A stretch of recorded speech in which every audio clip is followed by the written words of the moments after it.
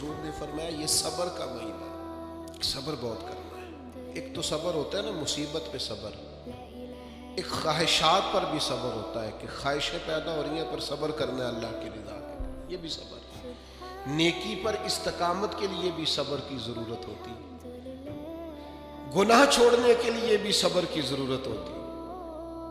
آپ کے پاس مواقع موجود ہیں معاذ اللہ برائی کے، لیکن اگر آپ صبر کرتے ہیں اللہ کی رضا پہ راضی رہتے ہیں تو یہ بھی صبر ہے۔ نبی پاک علیہ السلام نے روزہ دار کو صبر کرنے کا کہا، فرمایا کہ تو تم نے کوئی بیہودہ بات نہیں کرنی، کوئی گالم گلوچ نہیں کرنی، اور اگر کوئی تم سے لڑائی جھگڑا کرے، کوئی بیہودہ بات کرے تو تم نے کیا کہنا؟ انی صائم مرتین، تم نے 2 مرتبہ کہنا ہے بھائی میں تو روزہ دار ہوں۔ کوئی جھگڑا کرنا چاہے، لڑائی کرنا چاہے، برا بھلا کہے، کوئی الجھانا چاہے تو کہنا انی صائم، میں روزہ دار ہوں۔ یہ وظیفہ یاد کریں گے؟ کیا کہنا ہے؟